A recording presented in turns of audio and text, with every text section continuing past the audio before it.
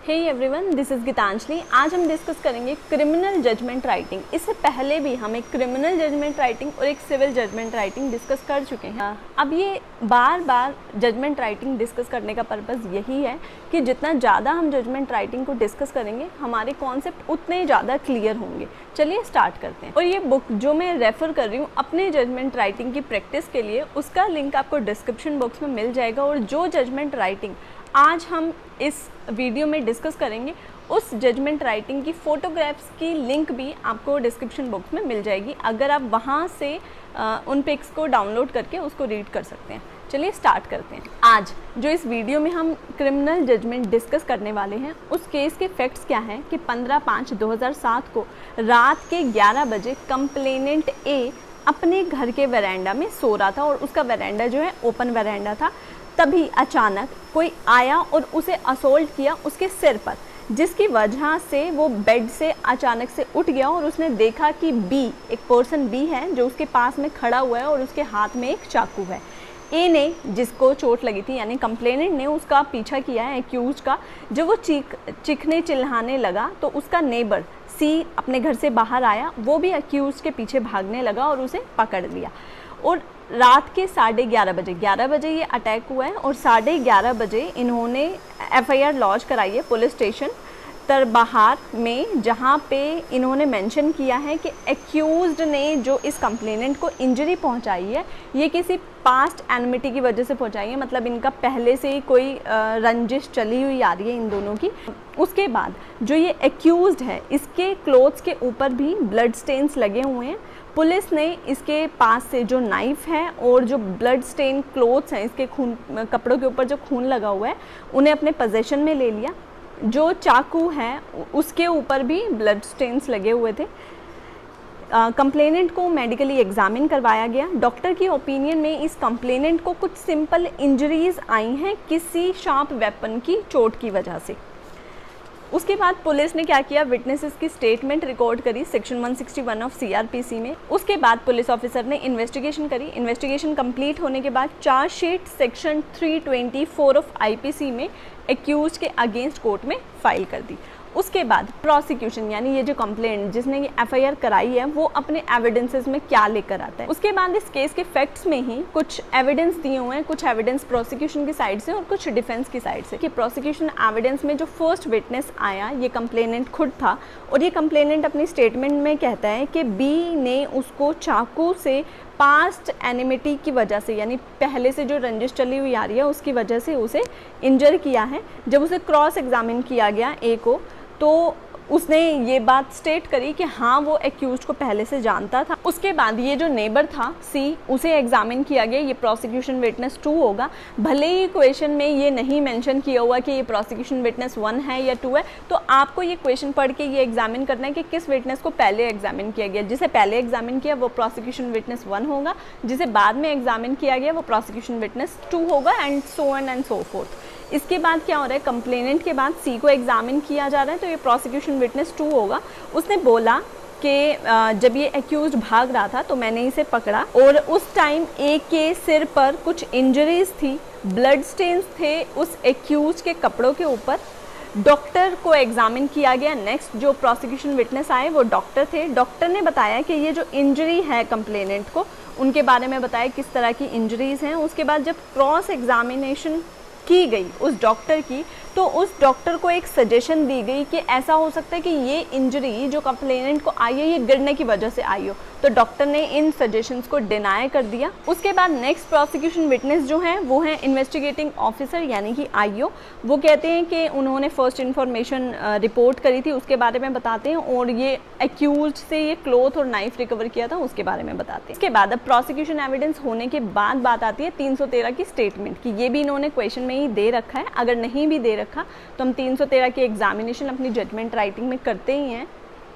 उसके बाद क्वेश्चन में ये बात करते हैं 313 की एग्जामिनेशन की, जो कि एक्यूज की जाती है। उसमें कहते हैं कि एक्यूज को जब 313 में एग्जामिन किया गया, 313 की एग्जामिनेशन विदाउट ओथ होती है और ये कोट करते हैं। तो उसने बोला जब उसे एग्जामिन किया गया कि वो इनोसेंट है, उसे झूठा इस केस में फंसाया जा रहा है क्योंकि पहले से इनकी रंजिश चली हुई आ रही है।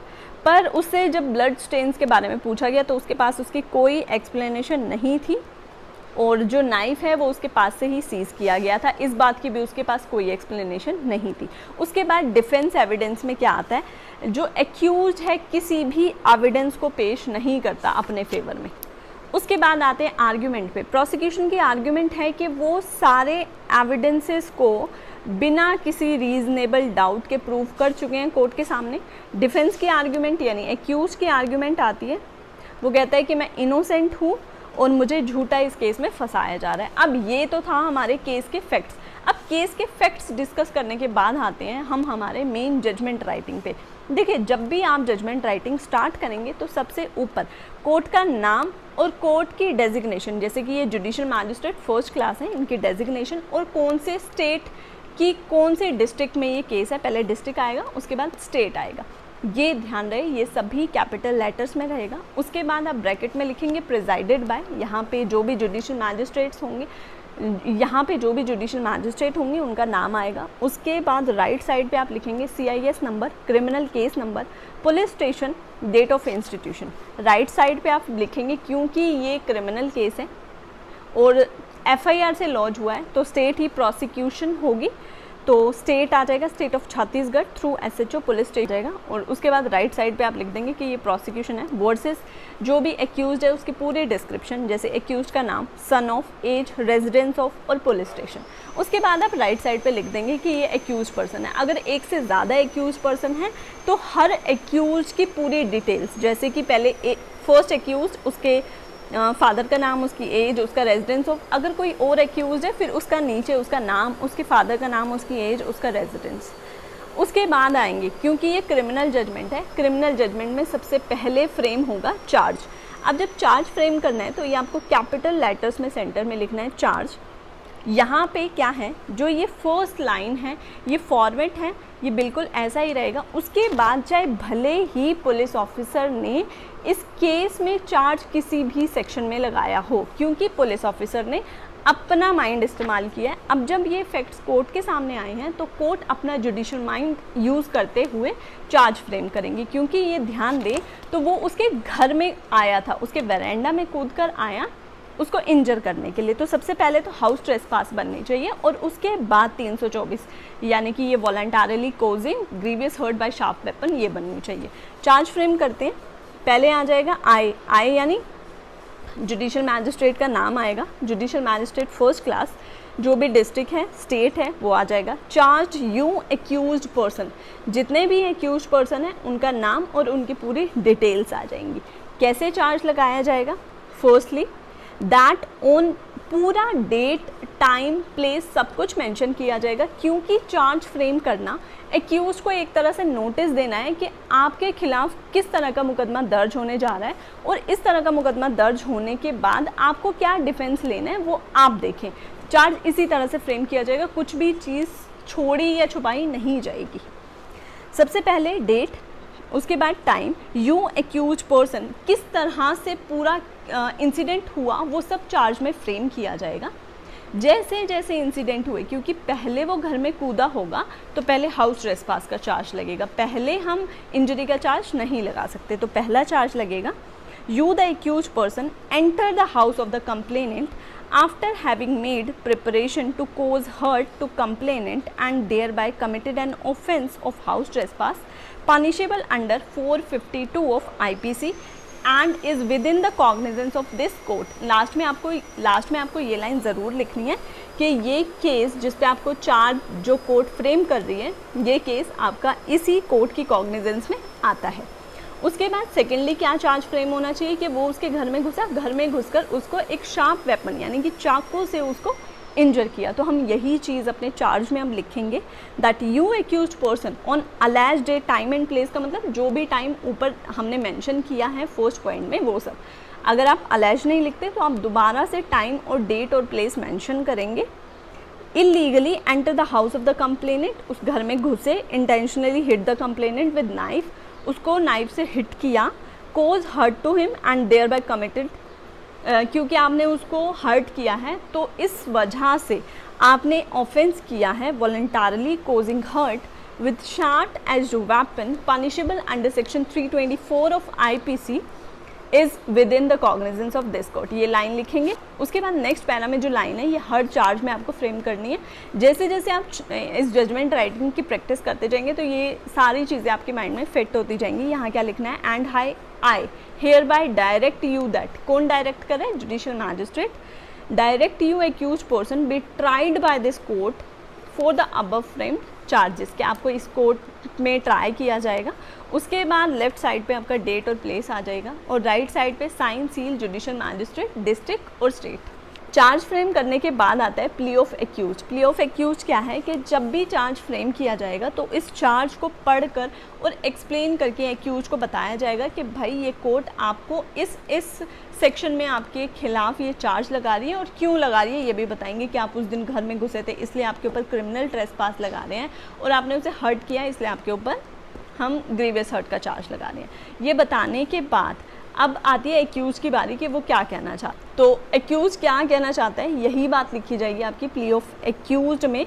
The charge was read over and explain to the accuse to which he plead as follows. उसको पढ़ के सुनाया गया और फिर वो क्या कहता है कि मैं इनोसेंट हूँ, मैंने ये ऑफेंस नहीं किया है, मुझे फॉल्सली इम्प्लीकेट किया जा रहा है इस केस में और मैं गिल्टी प्लीड नहीं करता, कि मैं अपने आप को गुनाहगार नहीं मानता और मैं चाहता हूँ कि मेरे खिलाफ ट्रायल चले ताकि मैं अपने इनोसेंस को प्रूव कर सकूँ कोर्ट के सामने। उसके बाद लेफ्ट साइड पे आपका आ जाएगा साइन ऑफ एक्यूज। उसके बाद राइट साइड पे जुडिशियल मैजिस्ट्रेट के साइन, सील, उनकी डेजिग्नेशन, स्टेट, डिस्ट्रिक्ट और स्टेट।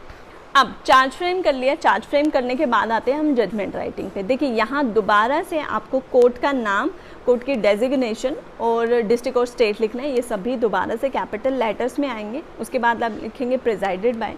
राइट हैंड साइड पे आप CIS number, criminal case number, police station और डेट ऑफ इंस्टीट्यूशन लिखेंगे। लेफ्ट साइड पे आप लिखेंगे स्टेट कि ये प्रोसिक्यूशन है वर्सेस एक्यूज की पूरी डिटेल्स।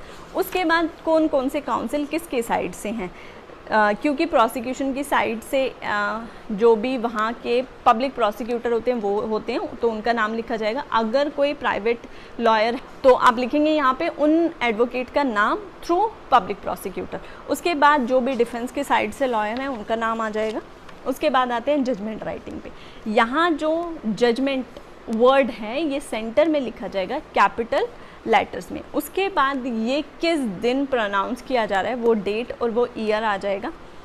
उसके बाद यहाँ जो आपको बात ध्यान रखनी है जजमेंट राइटिंग में वो ये कि सबसे फर्स्ट पैरा में उस एक्यूज के खिलाफ जिन जिन सेक्शन में चार्ज लगा है वो लिखा जाएगा। पैरा 2 में कोई अनडिस्प्यूटेड फैक्ट या डिस्प्यूटेड फैक्ट है तो वो लिखा जाएगा। थर्ड पैरा में प्रोसिक्यूशन की पूरी स्टोरी लिखी जाएगी और फोर्थ पैरा में 313 की स्टेटमेंट लिखी जाएगी। ये सभी फिक्स्ड हैं, ये इसी तरह से ही आएंगे। उसके बाद फिफ्थ पैरा में पॉइंट ऑफ डिटर्मिनेशन आएगा और सिक्स्थ पैरा से आप एनालाइज करना स्टार्ट करेंगे। यानी पहले 5 पैरा जो हैं इनका सीक्वेंस हमेशा यही रहेगा। पैरा उसके बाद पैरा 1 स्टार्ट करने से पहले ये बात ध्यान रखें, जब भी आप जजमेंट राइटिंग में किसी भी पर्टिकुलर एक्ट को मेंशन करना चाहते हैं जैसे Indian penal code, criminal procedure code, तो उसको आपको पूरा वर्ड लिखेंगे जैसे क्रिमिनल प्रोसीजर कोड और ब्रैकेट में आप लिखेंगे hereinafter referred as CRPC और IPC के लिए पहले इंडियन पीनल कोड कॉमा और उसका ईयर, उसके बाद ब्रैकेट में आप लिखेंगे here in after code IPC। तो ये लिखना ज़रूरी है। चलिए फर्स्ट पैरा स्टार्ट करते हैं। फर्स्ट पैरा में हम लिखेंगे कि ये जो एक्यूज है इसके खिलाफ चार्ज लगाया जाता है सेक्शन 452 और सेक्शन 324 ऑफ IPC में कि इसने कंप्लेनेंट के घर में एंटर किया इस प्रिपरेशन से कि वो उसको हर्ट कोज करेगा और उसे वॉलंटारली हर्ट भी कोज किया एक शार्प्ड एज्ड वेपन से। उसके बाद आते हैं पैरा 2 में जहाँ पे हमने कोई डिस्प्यूटेड या अनडिस्प्यूटेड फैक्ट लिखना है। यहाँ अनडिस्प्यूटेड फैक्ट क्या है कि ये दोनों पार्टीज़ ने ये एडमिट किया है कि हाँ हमारी पहले से रंजिश है। तो यहाँ यहीं पे लिखेंगे कि दोनों के बीच में जो ये पास्ट एनिमिटी है ये अनडिस्प्यूटेड फैक्ट है। उसने अगर बोला है तो उसने डिनाई भी नहीं किया, दूसरी पार्टी ने माना है कि हाँ हमारी पहले से एनिमिटी है। उसके बाद थर्ड पैरा में प्रोसिक्यूशन की पूरी स्टोरी आएगी। उसके बाद आते हैं हम पैरा 3 पे। पैरा 3 में प्रोसिक्यूशन की पूरी स्टोरी ब्रीफ में लिखी जाएगी। स्टोरी क्या है कि 15/5/2007 को कंप्लेनेंट अपने ओपन वरांडा में सो रहा था। यहाँ ओपन वर्ड लिखना ज़रूरी है क्योंकि हमारे क्वेश्चन के फैक्ट्स में ही था ओपन वरांडा और यही फैक्ट हमारा आगे जाके रेलेवेंट होगा। ये एक ओपन वरांडा में सो रहा था सडन अचानक से कोई आया और उसके सिर पर उसने अटैक किया।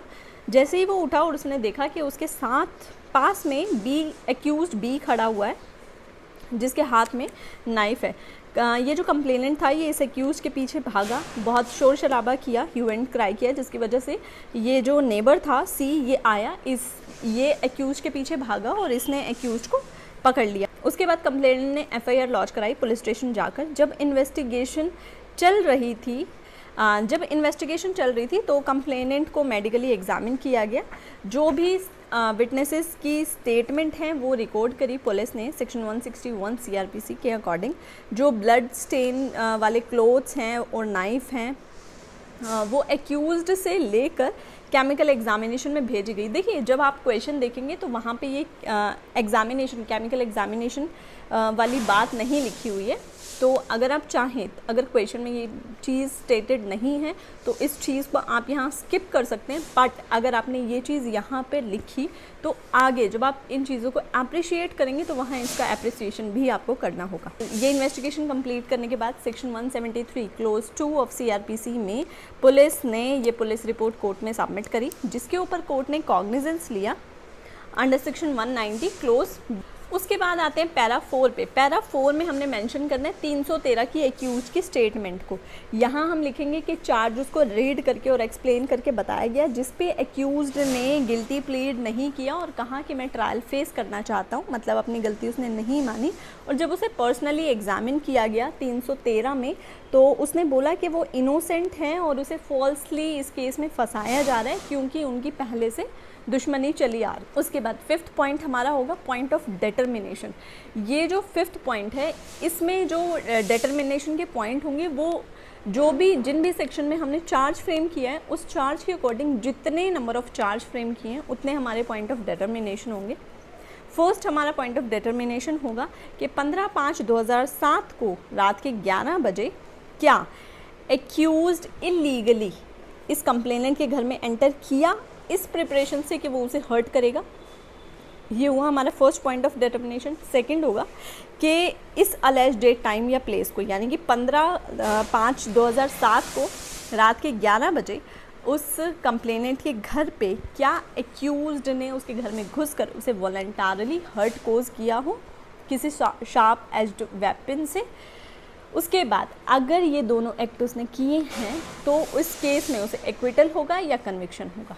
उसके बाद आते हैं हमारा रीज़न फॉर डिटर्मिनेशन। देखिए अब तक के जो हमारे 5 पॉइंट थे 4th, 2nd, 3rd, 4th, 5th ये एक तरह से क्या है कि हमने क्वेश्चन में से ही उठाने हैं कि सबसे पहले में आप जिन भी सेक्शन में चार्ज फ्रेम हुआ वो लिखेंगे, 2nd में अनडिस्प्यूटेड फैक्ट लिखेंगे, 3rd में प्रोसिक्यूशन की स्टोरी लिखेंगे, 4th में 313 के स्टेटमेंट की बात करेंगे और 5th में पॉइंट ऑफ डिटर्मिनेशन करेंगे। अब ये जो पैरा 6 है यहाँ से हमारा अपना माइंड वर्क करना स्टार्ट होगा, मतलब जो हमने पॉइंट ऑफ डिटर्मिनेशन बनाए हैं उनको हम अप्रिशिएट करेंगे एविडेंसेस के अकॉर्डिंग और अपना जुडिशियल माइंड अप्लाई करेंगे यहाँ से आगे तक, एंड तक।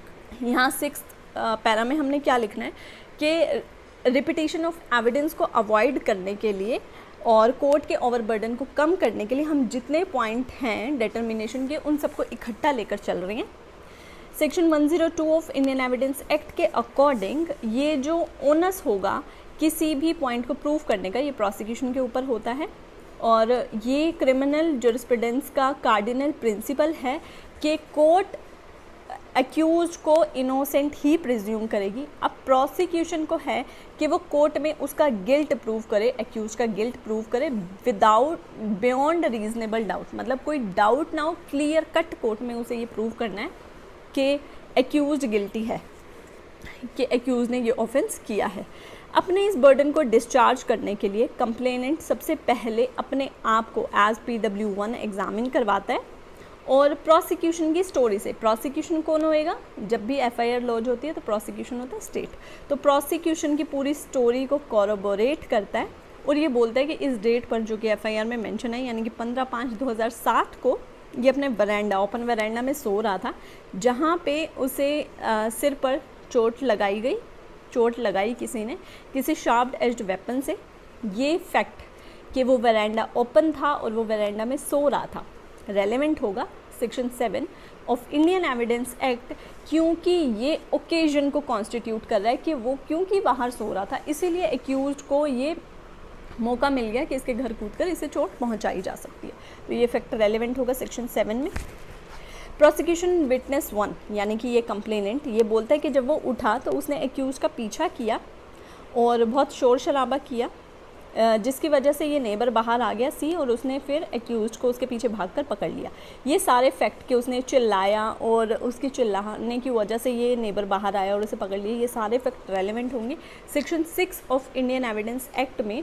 Forming part of same transaction, मतलब ये सारी चीज़ें सेम ट्रांजेक्शन का ही पार्ट थी। प्रोसिक्यूशन विटनेस 1 फर्दर ये बात बोलते हैं कि जैसे ही ये इंसिडेंट हुआ तो 11:30 बजे हमने एफआईआर लॉन्च करा दी पुलिस स्टेशन में। ये फैक्ट भी रेलेवेंट होगा आपका सेक्शन 6 में, क्योंकि ये भी सेम ट्रांजेक्शन का पार्ट है। और साथ ही ये चीज़ आपकी रेलेवेंट होगी सेक्शन 8 में, क्योंकि ये सब्सिक्वेंट कंडक्ट है कंप्लेनेंट का। उसके बाद PW1 अपनी एग्जामिनेशन में ये कहते हैं कि जो एक्यूज्ड ने उन पर अटैक किया ये पास्ट एनिमिटी की वजह से, मतलब उनकी पहले से दुश्मनी है, इस वजह से उन्होंने अटैक किया। ये फैक्ट भी रेलेवेंट होगा सेक्शन 8 में, क्योंकि ये मोटिव को कॉन्स्टिट्यूट कर रहा है एक्यूज्ड के। ये प्रोसिक्यूशन विटनेस 1 यानी ये जो कंप्लेनेंट है ये कोरोबोरेट करता है FIR से, मतलब जो FIR में सारे फैक्ट्स हैं उन्हीं से वैसी ही स्टेटमेंट ये कोर्ट में देता है। तो ये कोरोबोरेट कर रहा है, तो कोरोबोरेशन हमारी की जाती है section 157 of Indian evidence act में। जब इसको क्रॉस एग्जामिनेशन किया एक्यूज के लॉयर ने, तो इसने अपने क्रॉस एग्जामिनेशन में ये बात बोली कि हाँ ये एक्यूज को पहले से जानता था। तो सर्कमस्टेंशियल आइडेंटिफिकेशन का कोई केस ही नहीं बनता। सर्कमस्टेंशियल आइडेंटिफिकेशन का केस तब बनता है जब कंप्लेंट करने वाला पर्सन यानी कंप्लेनेंट एक्यूज को नहीं जानता, तो वो उसकी बताएगा कि मैंने एक्यूज को कैसे पहचाना, ये कैसा दिखता था, कभी मैंने आते जाते देखा। क्योंकि ये पहले से जानता था तो ये सर्कमस्टेंशियल एविडेंसेस का केस ही नहीं है। उसके बाद जो बाकी की टेस्टिमनी थी वो रिबट ही नहीं हुआ। ये कंप्लेनेंट उससे जो भी क्वेश्चन पूछे गए उसने बिल्कुल उसके प्रॉपर जवाब दिए, वो उससे रिबट नहीं हुआ। अब आते हैं हमारे नेक्स्ट पैरा पे। नेक्स्ट पैरा यानी 7th पैरा में हम क्या लिखेंगे कि अब इस कंप्लेनेंट ने अपना नेक्स्ट कौन सा विटनेस कोर्ट में एग्जामिन करवाया। तो इस प्रोसिक्यूशन ने जो नेक्स्ट विटनेस कोर्ट में एग्जामिन कराया वो है नेबर सी, जो कोरोबोरेट करता है कंप्लेनेंट की टेस्टिमनी से। उसने भी कोर्ट में आकर वैसी ही बातें करी जो कि कंप्लेनेंट ने अपनी टेस्टिमनी में कही हैं। और ये जो आकर टेस्टिमनी इस नेबर ने कोर्ट में दी है, ये section 60 of Indian evidence act के अकॉर्डिंग डायरेक्ट एविडेंस है, क्योंकि वो सारा चीज़ें उसने अपनी आंखों से देखी और सुनी थी। इसे भी जब डिफेंस काउंसिल ने रिबट करने की कोशिश करी तो ये रिबट नहीं हुए। उसके बाद आते हैं थर्ड विटनेस पे। प्रोसिक्यूशन ने अपना थर्ड विटनेस एग्जामिन करवाया डॉक्टर को, जिसने की मेडिकल एग्जामिनेशन करी थी कंप्लेनेंट की। उन्होंने आकर कोर्ट में कहा कि ये जो कंप्लेनेंट को इंजरीज आई हैं ये सिंपल इंजरीज आई हैं उसके फोरहेड जो कि किसी शार्प वेपन से हुई हैं। उन्होंने अपनी जो मेडिकल रिपोर्ट एग्जिबिट P2 बनाई है उसे आकर प्रूव किया। अब ये एग्जिबिट्स प्रूव कैसे होते हैं, मतलब जिसने भी ये एग्जिबिट बनाए हैं वो जब कोर्ट के आगे आकर ये बात बोलता है तो मतलब उसकी वो बनाई हुई रिपोर्ट प्रूव हो गई है। अब आप देखेंगे तो क्वेश्चन में कहीं पे भी एग्जिबिट्स मेंशन नहीं है, बट हम जजमेंट राइटिंग जब कर रहे हैं तो हम एग्जिबिट्स मेंशन कर रहे हैं। ये क्या है कि हमारे क्वेश्चन में हमें ये ज़रूर बताया जाएगा कि क्या क्या डॉक्यूमेंट्स बने। अब इन डॉक्यूमेंट्स की जो एग्जिबिट है वो हमारी जजमेंट राइटिंग में हमें खुद से लगानी है। जो डॉक्यूमेंट सबसे पहले बना वो एग्जिबिट P1 होगा। उसके बाद जो डॉक्यूमेंट्स बनते जाएंगे उनकी काउंटिंग उसी के अकॉर्डिंग होती जाएगी, क्योंकि यहाँ इस केस में सबसे फर्स्ट डॉक्यूमेंट था FIR, तो वो एग्जिबिट P1 हुई। ये जो मेडिकल रिपोर्ट बनी ये सेकंड डॉक्यूमेंट बना, तो ये एग्जिबिट P2 है। इसी तरह से ये नंबरिंग हम करते जाएंगे और ये करना ज़रूरी भी है। और इसके बाद ये जो डॉक्टर की टेस्टिमनी है ये रेलेवेंट होगी section 45 of Indian evidence act as an expert opinion. और ये जो इंजरीज आई हैं इस कंप्लेनेंट को ये रेलेवेंट होंगी section 7 of Indian evidence act में as an effect of fact in issue. Effect क्या हुआ कि क्योंकि ऐसे किसी शार्प वेपन से उसे मारा गया तभी उसके ऊपर ये इंजरीज आई हैं, तो ये इफ़ेक्ट हुआ उस मारने का, तो ये रेलेवेंट होगा सेक्शन 7 में। उसके बाद इन डॉक्टर को जब क्रॉस एग्जामिनेशन में एक सजेशन दी गई कि ये जो इंजरीज कंप्लेनेंट को आई हैं ये गिरने की वजह से आई हैं, तो डॉक्टर ने इस सजेशन को डिनाई कर दी। उसके बाद क्योंकि हमने ये पैरा 3 में बात करी थी कि ये सारे जो उसके ब्लड स्टेन वाले कपड़े थे और ये चाकू था ये केमिकल एग्जामिनेशन के लिए भेजी हैं, तो हमने कहा था कि अगर हम ये बात यहाँ पे लिखते हैं तो आगे हमें इसको एविडेंस के अकॉर्डिंग भी देखना होगा। तो वही बात ये पैरा 9 में करते हैं कि ये जो केमिकल एग्जामिनर की रिपोर्ट है ये एग्जिबिट P4 है। अगर ये हम बात पहले ना लिखते तो हमें ये पैरा भी यहाँ लिखने की ज़रूरत नहीं थी, जो कि बताता है कि ये जो ब्लड स्टेन मिले नाइफ पे और क्लोथ्स पे ये कंप्लेनेंट के ब्लड स्टेन से मैच करते हैं। ये फैक्ट रेलेवेंट होगा section 9 of Indian evidence act में, जो कि सपोर्ट कर रहा है फैक्ट इन इशू को। और जो blood stain article P1 P2 पे है, आर्टिकल P1 P2 क्या होते हैं, इस पूरे इंसिडेंट में जो जो चीज़ें रिकवर की जाती हैं वो आर्टिकल्स होते हैं, जब उनको डॉक्यूमेंटेशन की जाती हैं तो वो एग्जिबिट्स होते हैं। तो ये जो आर्टिकल है P1 P2 इन पर जो ब्लड स्टेन्स हैं ये रेलेवेंट है सेक्शन 7 में एज एन इफेक्ट, क्योंकि मारा, चोट लगाई तभी इन चीज़ों पे खून आया, तो ये उसका इफ़ेक्ट हुआ मारने का। ये जो रिपोर्ट है ये रेलेवेंट होगी सेक्शन 45 में एज एन एक्सपर्ट ओपिनियन और डायरेक्टली एडमिजिबल होगी 293 पे। ध्यान रहे जो भी एक्सपर्ट की ओपिनियन है ये रेलेवेंट तो होती है 45 में बट एडमिजिबल होती है 293 ऑफ CRPC में।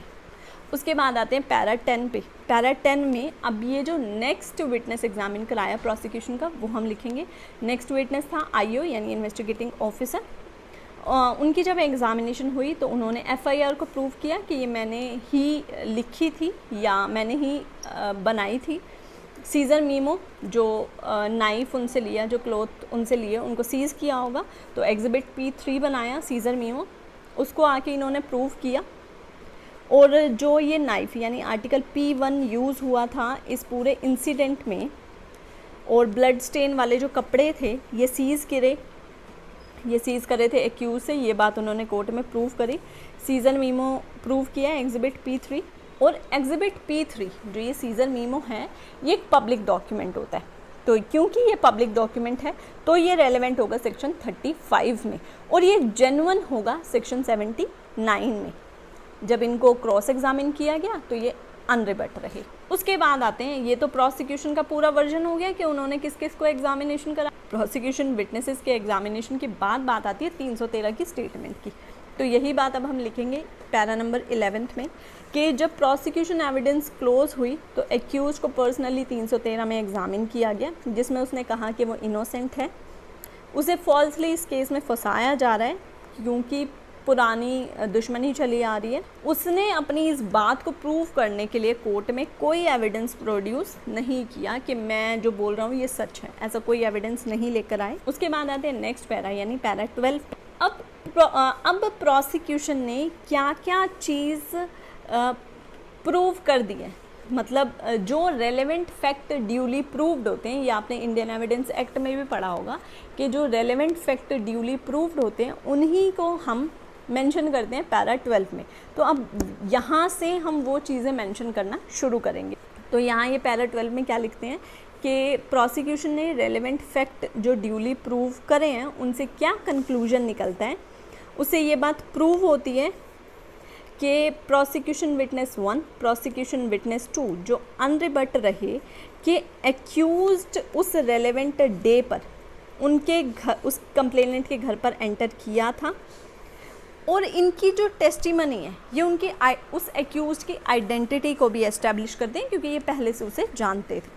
और ये बिल्कुल साफ है प्रोसिक्यूशन विटनेस 1, प्रोसिक्यूशन विटनेस 2 और 3 की रिपोर्ट से और केमिकल एग्जामिनेशन और मेडिकल रिपोर्ट से कि एक्यूज ने कंप्लेनेंट के फोरहेड पर कुछ वाउंड्स दिए थे नाइफ। और प्रोसिक्यूशन विटनेस 1 और प्रोसिक्यूशन विटनेस 2 की टेस्टिमनी से ये बात भी प्रूव होती है, क्लियर होती है कि ये इंजरी कंप्लेनेंट को तब दी गई जब वो सो रहा था अपने वरांडा में।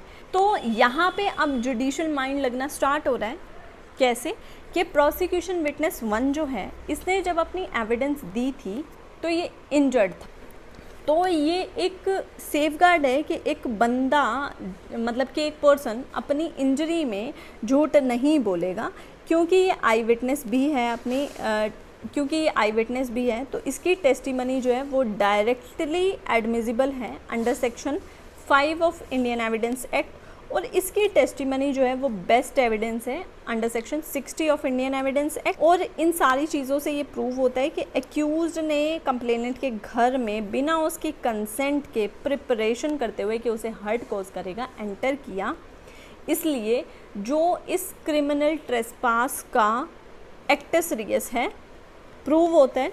उसके बाद आते हैं नेक्स्ट पैरा 13 पे, जो मेंसरिया है इस ऑफेंस का, वो भी प्रूव होता है इन विटनेसेस से और एक्यूज के कंडक्ट से कि वो जैसे ही उसने ये एक्ट किया वो भागा, मतलब उसे पता था कि मैं कुछ गलत कर रहा हूँ, उसे पता था कि जो मैं एक्ट कर रहा हूँ वो ऑफेंस है।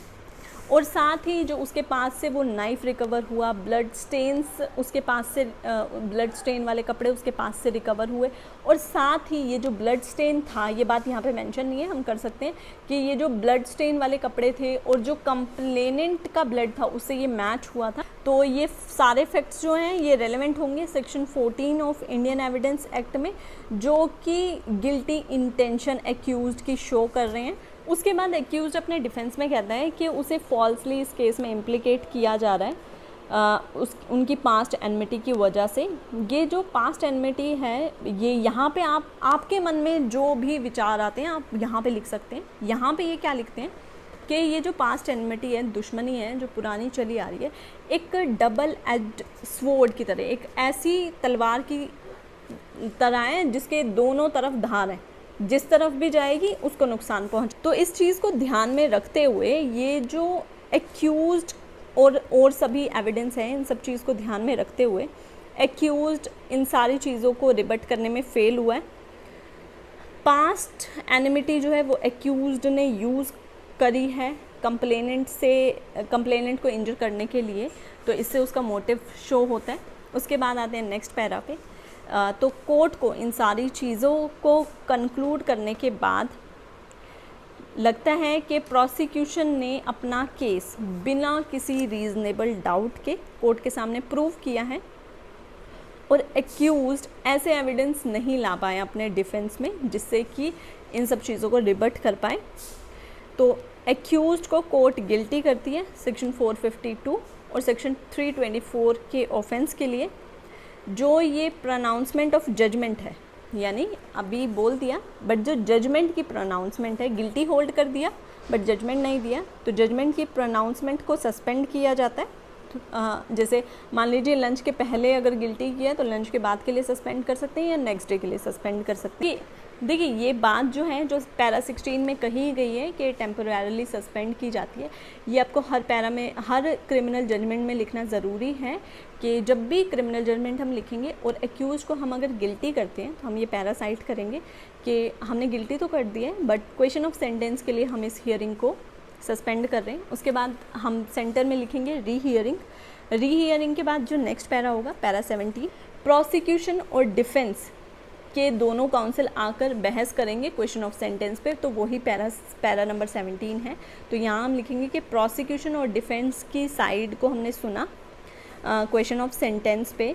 प्रोसिक्यूशन ने तो कहा कि स्ट्रिक्ट पनिशमेंट मिलनी चाहिए बिना किसी लीनियंसी के, और कोर्ट को लगता है कि कोर्ट को सेक्शन 360 के अकॉर्डिंग प्रोबेशन का भी बेनिफिट इस अक्यूज को नहीं देना चाहिए, ना ही section 346 of probation of offender act का बेनिफिट इसे देना चाहिए, क्योंकि इस एक्यूज की बिल्कुल इंटेंशन थी कि वो उसे हार्म करना चाहता और सोसाइटी की अदर सिचुएशन को और सोसाइटी, क्योंकि अगर इस एक्यूज को नहीं पनिश किया जाता, प्रॉपर पनिशमेंट नहीं दी जाती, तो सोसाइटी का जो एक फेथ होता है जुडिशल अथॉरिटी पे वो उठ जाएगा। वो सब चीज़ें हमें यहाँ पे मेंशन करनी है। अगर एक्यूज के साथ कोई लीनियंट ट्रीटमेंट किया जाता है, इससे कॉमन पीपल का जो जुडिशल सिस्टम में कॉन्फिडेंस है वो लूज़ होगा।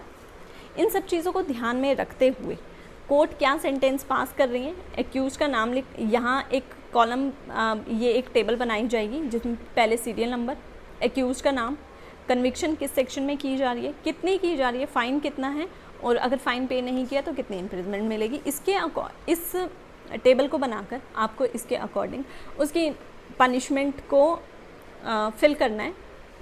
ध्यान रहे जब भी हम इस तरह का कॉलम बनाएंगे तो इस सेक्शन में जितनी मैक्सिमम पनिशमेंट है हम उससे ज़्यादा की पनिशमेंट नहीं दे सकते, हमें उसके अंदर ही पनिशमेंट देनी होगी।